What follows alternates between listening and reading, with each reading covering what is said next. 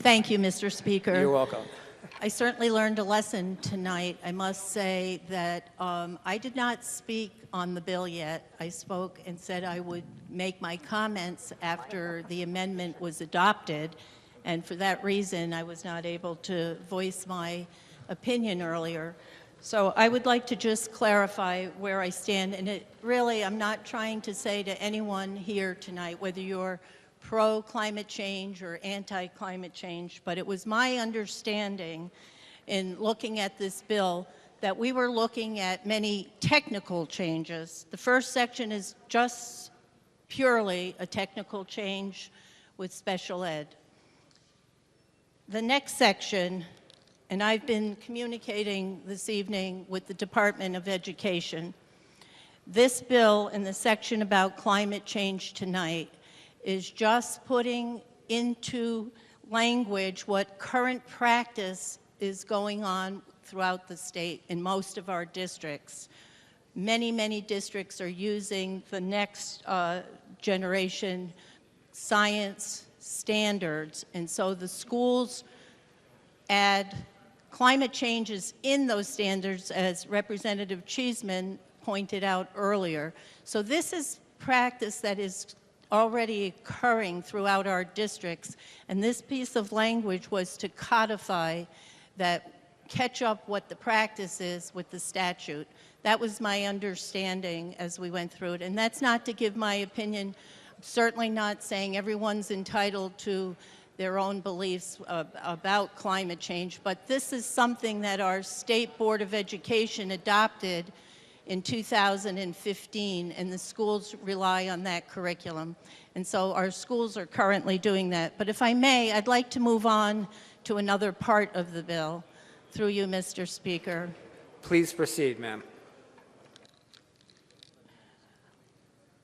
To the chairman, through you, can you just tell me in the section on tenure, we're looking at changing the tenure requirements in the priority school district for teachers in priority school districts to gain their tenure.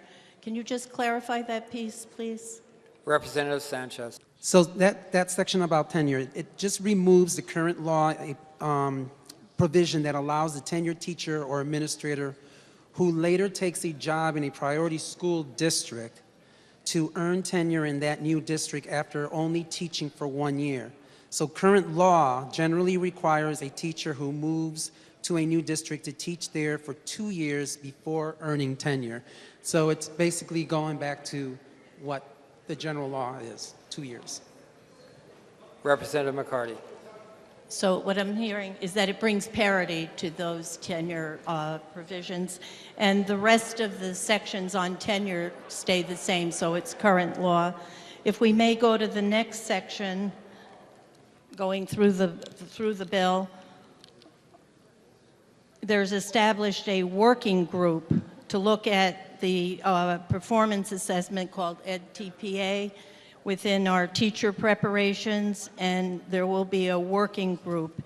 And if I recall, there was much discussion throughout the Education Committee testimony that we had, that there are different universities that have different opinions. So the working group is to really come together so we can find out what the best practice is. Is that correct? Representative Sanchez. Through you, Mr. Speaker, that is correct.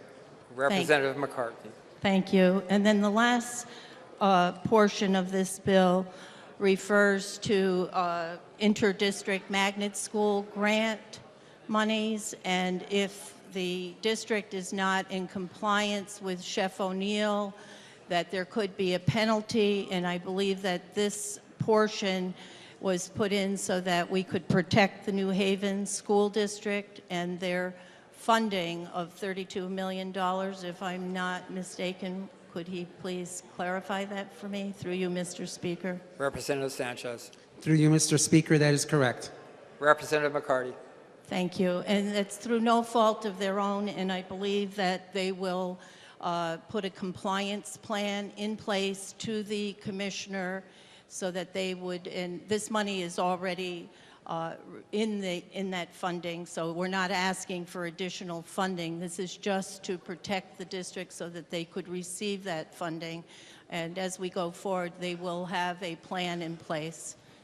Thank you. Through you, Mr. Speaker. Representative Sanchez. Through you, Mr. Speaker, that is correct. Representative McCarty. I appreciate those answers. And so for many of those reasons that I have just pointed out, aside from the discussion that we had earlier on climate change, I will be supporting the bill as it moves forward. Thank you, Mr. Speaker.